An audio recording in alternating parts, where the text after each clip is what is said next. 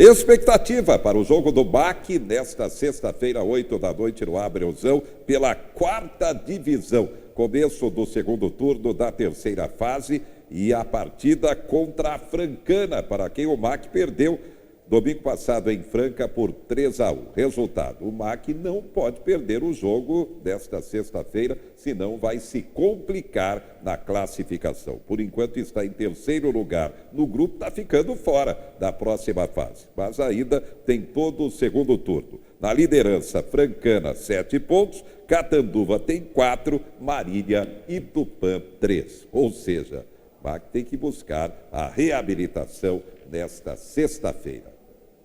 Bem, o evento é importante. 12ª semana de estudos da Educação Física da Unimar, a Universidade de Marília, aproveitando o mês de setembro, já que é o mês da Educação Física. Dia 1º de setembro é o dia do profissional da Educação Física. Na semana que vem, então, teremos palestras importantes com temas realmente de educação mesmo e qualidade de vida. Eduardo Chagas, docente do curso de Educação Física da Unimar. Boa noite, Eduardo. Boa noite. Quero aproveitar aqui o momento para convidar, todos os profissionais de Educação Física de Marília, que já se formaram, muitos deles já sabem da Semana da Educação Física aqui da Unimar, já 12 anos que ela existe, e ela vem acompanhando o mercado e vem tentando trazer situações novas no mercado de trabalho ou demandas novas em relação ao conhecimento da área da educação física. Então, é um evento feito com um grande volume de alunos do curso que participam, mas ele é aberto também aos profissionais que já se formaram, a maioria deles que está aqui trabalhando em Marília, que ex-alunos aqui da instituição. Momento da educação física e dessa mensagem de educação à população através da prática da iniciação esportiva, começando por aí, Eduardo. A iniciação esportiva, o esporte no ambiente escolar, hoje a gente teve os temas bastante relacionados aqui, falando de obesidade. Tem um caráter educativo importante porque ele envolve a criança nesse ambiente de prática de exercício, de prática de esporte, e esse hábito vai se incorporando na rotina dessa criança para que ela tenha mais chance de se tornar um adulto ativo. E mesmo que ela não consiga se tornar um adulto ativo, o exercício físico durante a infância e adolescência, ele é um fator de proteção para doenças cardiovasculares, para obesidade, na fase adulta. Então, isso deveria, a gente sabe que hoje a educação, ela está, as secretarias de educação, elas não têm uma relação muito próxima da Secretaria de Saúde ou da Secretaria de Esporte, são secretarias que caminham, de certa forma, em caminhos sozinhos, e não há essa discussão no sentido de como trabalhar isso dentro da escola, porque não tem outro ambiente onde a gente consiga intervir com a criança de forma contínua e por um longo período de tempo. Bem, temas realmente atualíssimos, importantíssimos.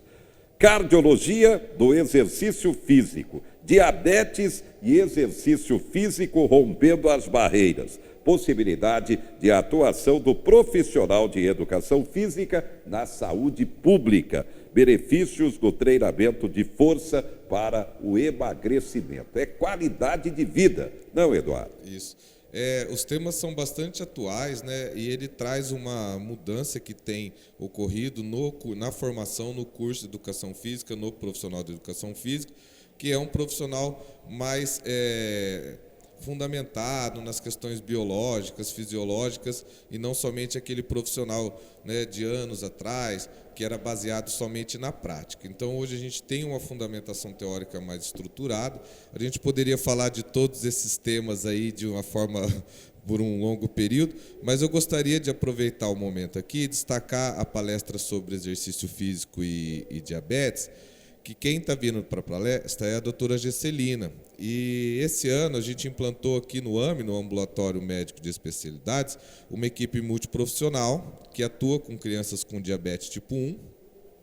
E lá A educação física faz parte dessa equipe e lá tem sido feito esse trabalho de educação em diabetes, de orientação com exercício físico, de acompanhamento.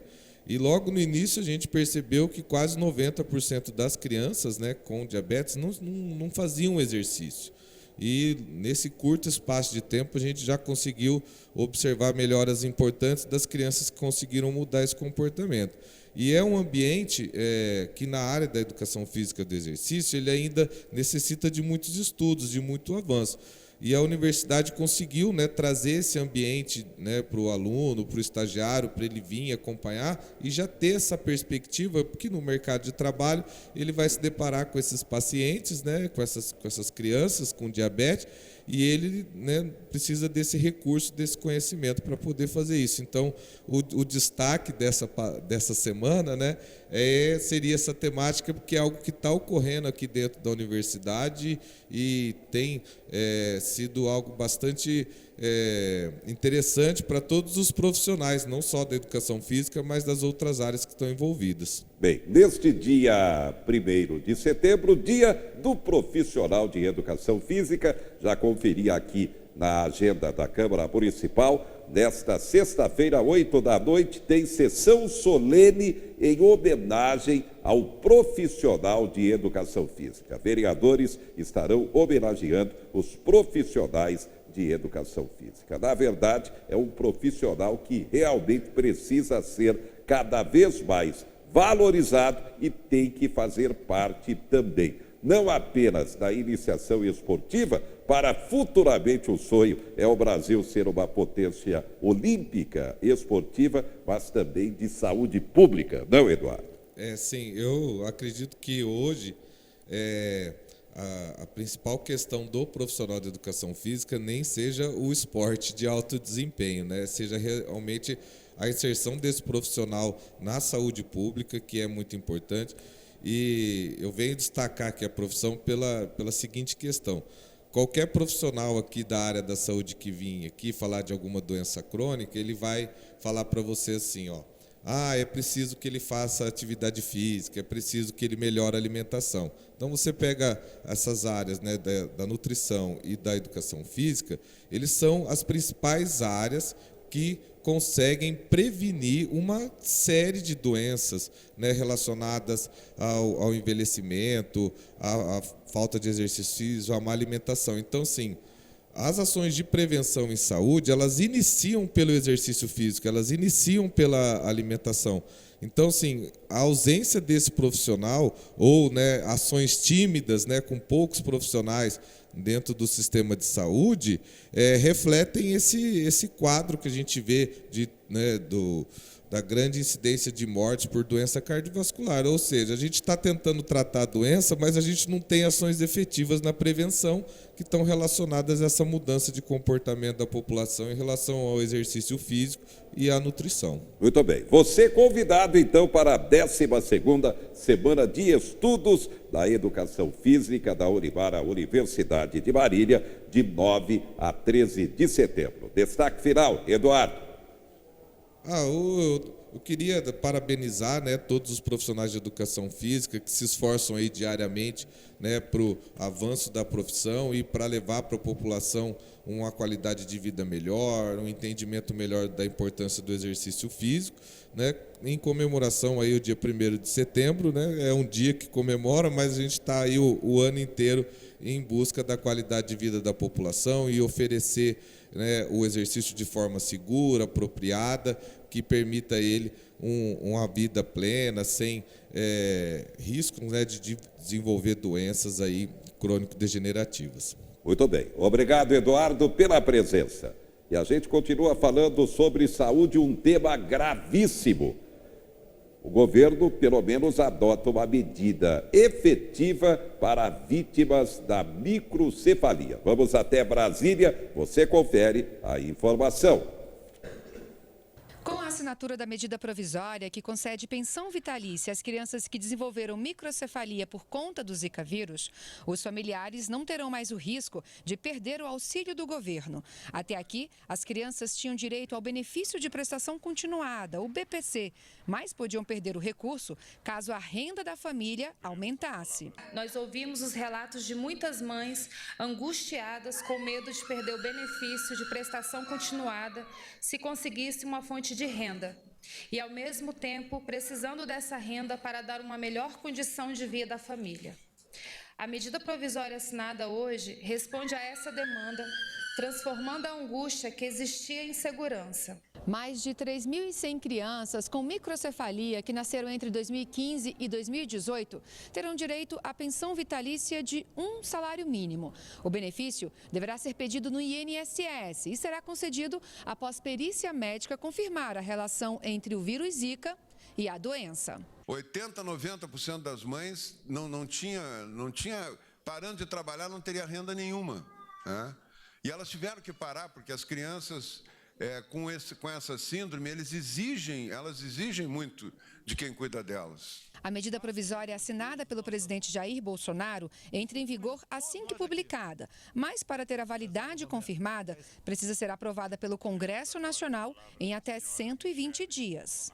Muitas medidas não dependem apenas da minha caneta compacta. Depende de outras pessoas que frequentam essa mesma Praça dos Três Poderes. Peço aos deputados e senadores que não alterem essa medida provisória.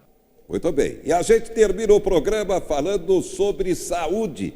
Dia de alerta à fibrose cística. Você sabe o que é isso? A maioria da população não sabe. Agora vai saber. Confira. Fibrose cística, para a gente definir, ela é particularmente uma doença genética muito comum na população. Não é muito comum em africanos, afrodescendentes, e também é raríssima em asiáticos, mas é extremamente comum em caucasoides, que a gente chama de etnia branca. A fibrose cística ela vem de uma alteração num gene que chama CFTR, ou seja, há um defeito genético no gene, muitos tipos de defeitos, mas sempre nesse gene para a fibrose cística aparecer, e ao mutar, ao ter o defeito, o indivíduo ele tem uma série de consequências clínicas. Essas mutações, elas são herdadas e elas acometem o indivíduo. Na verdade, se espera que um em cada 2.000 indivíduos na população tenha fibrose cística. Essa é a frequência, uma média no mundo. Nós sempre ganhamos 2 cópias, um do pai, uma cópia do papai e uma da mamãe. Para eu ter fibrose cística, eu tenho que ter as 2 cópias com defeito. Acontece que quando as pessoas têm uma cópia só do defeito, elas não sabem e elas podem se encontrar casualmente na população. O que facilita esse encontro de 2 portadores da mutação do gene da fibrose cística, muitas vezes é o parentesco. Porque a gente pode ter na família muita gente que carrega as mesmas mutações negativas, vamos chamar assim, uma carga genética semelhante à nossa. Então, facilita o parentesco. Mas como é uma mutação muito comum na população, estima-se que 1 a cada 25 pessoas já tenha o primeiro defeitinho, então ela tem um gene normal e um gene com defeito, que é o mutado.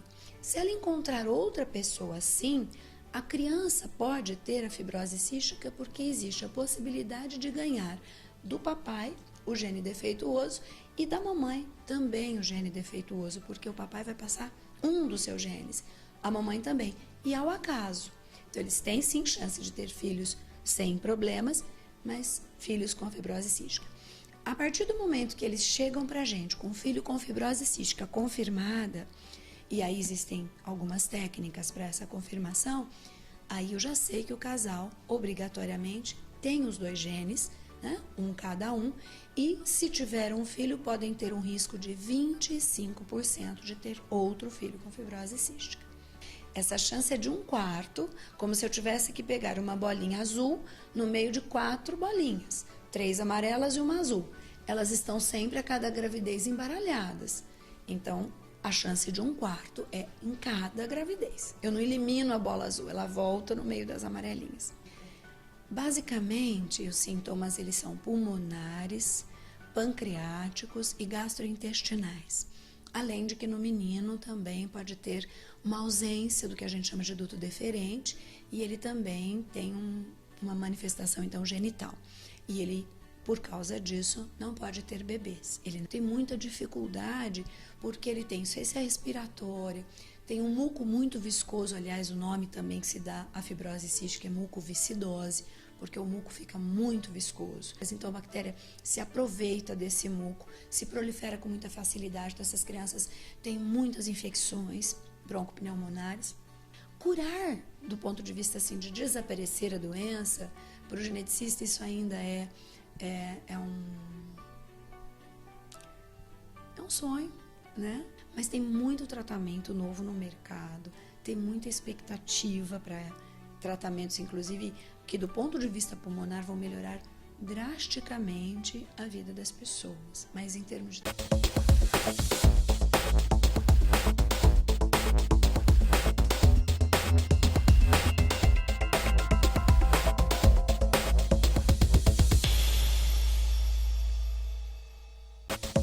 Quatro Notícias. Oferecimento Unimar EAD. Tradição e qualidade ao seu alcance. Acesse unimar.br.